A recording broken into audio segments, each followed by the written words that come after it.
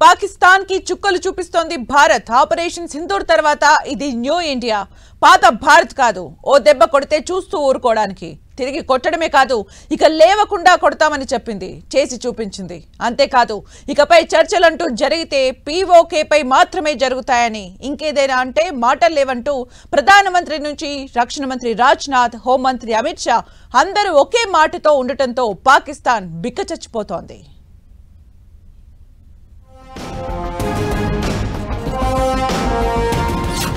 నీళ్లు కావాలంటే ఉగ్రవాదులను అప్పగించాల్సిందే.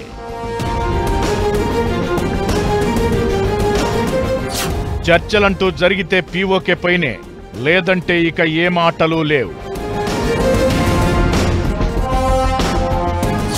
Pakistan full round up. పాకిస్తాన్ విషయంలో ఎక్కడా తగ్గని భారత్. సడలింపు అనే మాటకే చోటు లేకుండా వ్యవహరిస్తోన్న కేంద్రం.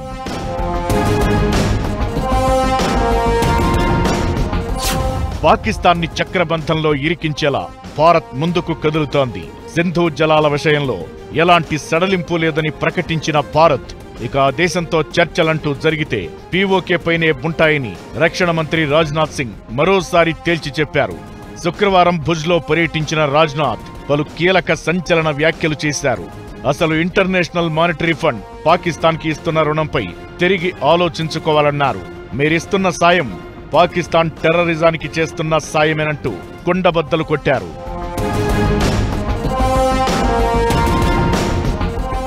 అంతేకాదు పాకిస్తాన్ ఉగ్రవాదాన్ని విడిచిపెట్టాల్సిందేనని, భారత సైన్యానికి సరిహద్దు దాటకుండానే పాక్లో ఏమోలైనా దాడి చేయగల సామర్థ్యముందని గుర్తు చేశారు.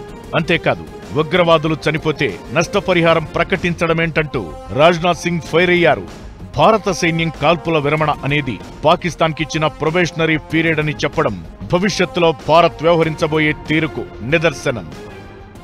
वर्तमान सीज फायर में हमने पाकिस्तान को बिहेवियर के आधार पर अभी प्रोबेशन पर रखा हुआ है. यदि उसका बिहेवियर सुधरता है तब तो ठीक, और यदि बिहेवियर में फिर से गड़बड़ी आती है तो उसको कड़े से कड़ा दंड दिया जाएगा. మరోవైపు భారత్ పాకిస్తాన్ పదే పదే చెప్పుకుంటున్న ఆటం బాంబుల విషయంలోనూ భారత్ వ్యూహాత్మకంగా వ్యవహరిస్తోంది. ఎట్టి పరిస్థితుల్లోనూ పాక్ అణ్వాయుధాలను తనిఖీ చేయాలని రాజ్నాథ్ కోరడమే ఇందుకు ఉదాహరణ. అసలు ఆ దేశం అణ్వాయుధాలను చూపి బెదిరించడంపై అంతర్జాతీయ అణు ఇంధన సంస్థ తప్పనిసరిగా స్పందించాలంటూ డిమాండ్ చేశారు. దీంతో ఓవైపు దౌత్యపరంగా ఒత్తిడిని ఏమాత్రం తగ్గించకుండా ముందుకు వెళుతున్నట్లయింది. అలాగే పాకిస్తాన్ కి ఆధారమైన నీరు, నింగి, నేల మార్గాలను మూసేసిన భారత్ ఇకపైన ఇదే తరహాలో వ్యవహరించనుంది. నీళ్లు కావాలంటే టెర్రరిస్టులను అప్పగించాల్సిందేనంటూ విదేశాంగ శాఖ మంత్రి జయశంకర్ ప్రకటించడమే ఇందుకు నిదర్శనం. ఈ దెబ్బతో పాకిస్తాన్ దిక్కుతోచని స్థితిలో పడిపోయింది.